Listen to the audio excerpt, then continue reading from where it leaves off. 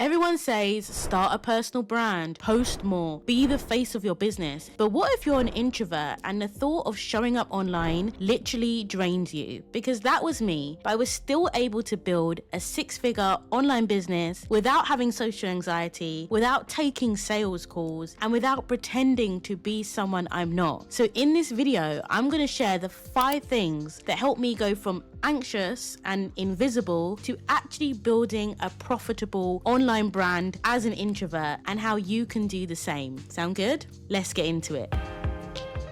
Hi friends, I'm Rochelle. I'm a 6-figure digital product seller and coach, and I help you start your very own digital business, even if you're an introvert like me. Before I just get into the steps, and there are so much value in this video, trust me, I just want us to quickly own our power as introverts, because being introverts doesn't mean that we're shy or we're antisocial. It actually means that we just get energy from not being around others, from our own company, from rest, from doing activities on our own, whatever that may be. That is what categorizes you as an introvert, not being shy. So these are 5 gentle but powerful shifts. These are things that you can put in place right now, so you can go from feeling like you just want to hide to stepping into your actual energy without pretending to be extroverted or someone you're not. And I want you to let me know in the comments if you've ever felt that way as an introvert. If you've ever felt like you have to code switch, if you have to put on a mask, and actually as soon as you leave a social situation,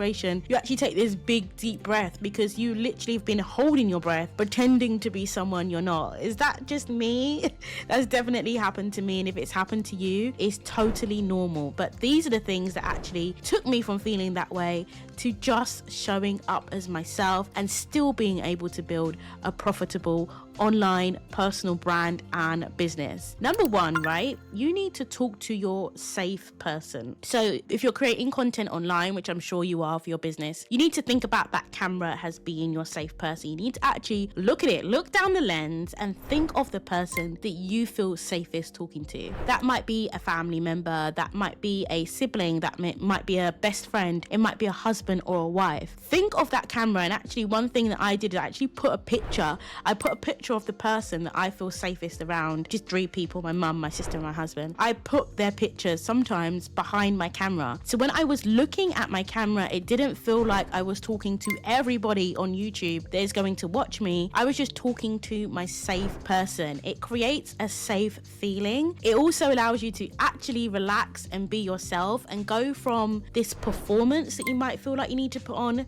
to actually connecting. Like, don't talk to the person that you feel like you're performing for. Talk to the person that you actually feel connected to, whoever that may be, okay? Choose that person and visualize. Okay, the second thing that really helped me was to build through service and not a viral strategy. I can't tell you how nervous posting trends or jumping onto topics just because I saw somebody else jump onto it made me feel, because they were able to do that video because they had a different personality type. It didn't work for me, and so I focused not on viral trends, not on saying controversial things just to get views, not really on any strategy that was just about getting views. I focused on helping people because that is something that I could do. That is something that I could feel like I was almost doing it one-to-one. When people comment on my videos, it feels like a one-to-one conversation. It feels like somebody I can help. And so when you're thinking about your growth, don't be pressured to go off and do all of these viral strategies or to do something that makes you feel uncomfortable. Do something that makes you feel like you're in a one-to-one situation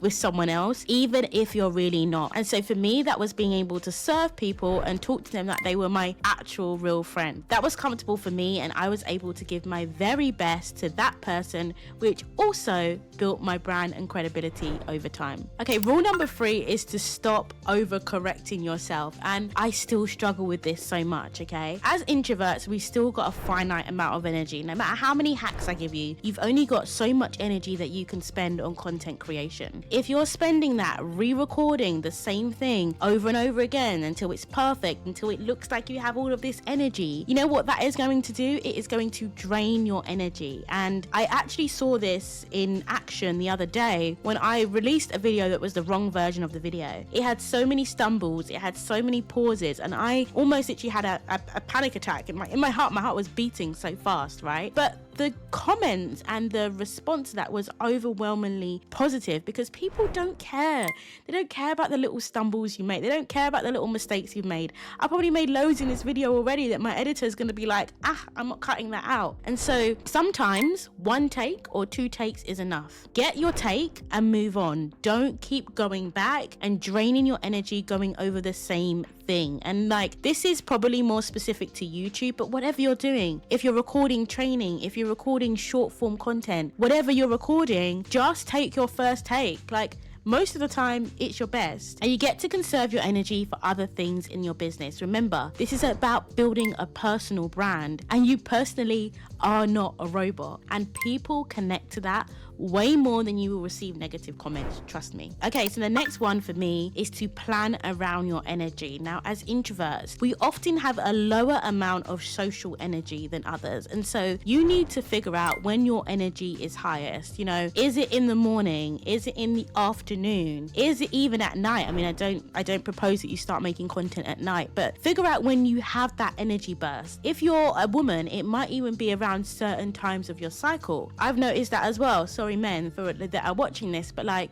when I'm ovulating, like, my energy is 10-10, okay? And so you need to batch around when you have the most energy. Again, thinking about my last point, you only have a small amount of social energy, so let's use that energy wisely. Record when your social energy is highest, edit on a different day, plan on a different day. The worst thing you can do is try to plan, record and edit all on the same day. It's super draining. Whether you're an introvert or not, it's super draining. Choose specific days, or maybe plan at a time when you know that you like a bit more me time. Edit at a time when you know you like a bit more me time. These are things that you can do on your own. You don't have to do your makeup. You don't have to have your energy on 10-10. You can just record when you have your most social energy. For me, it's usually in the morning, although you can see it's light outside today. I don't always record in the morning, but I do try to record early in the week as well, because I know by the end of the week, I'm kind of sick of people and I don't want to start recording then, because again, you're talking to someone through that camera, but you just need to make sure you batch your content when your energy is the highest. Okay, so now moving on to rule number 5, and this is honestly my favorite. And if you've made it here this far, hello, because we are about to embrace our inner nerd, or whatever makes you weird. For me, I'm a nerd. Like, I love spreadsheets, I love data, I love Notion, and for some people that's like, ew, like, that's not exciting, and for other people it's like, oh yeah, I love that. The whole point is, the same way that being an introvert is your superpower, it's the same for whatever you're into, whatever makes you a bit different, whatever makes you a bit quirky. These are the things that can help you find your niche, you know, your niche within a niche. These are the things that make you unique. These are the things that make your relationships intentional and deep with your subscribers or with your viewers. Okay, so really embrace that, really lean into it, bring it into your content when you can, talk about it when you can. I think as an introvert, we often just lean into the safe. You know, I'm already feeling uncomfortable, I don't want to share these other nerdy, kind of weird, kind of quirky parts of me. Like, nobody wants to see that, but trust me, they do. Trust me, there is someone out there that is relating to you on an insane level, and even if that's just a handful of people, that is still enough for you to build a really strong personal brand and a business. Because let me give you one final secret: a business isn't about how many people buy from you. Obviously it is, but like, the longevity of the business isn't about constantly going out and finding new people. It's about finding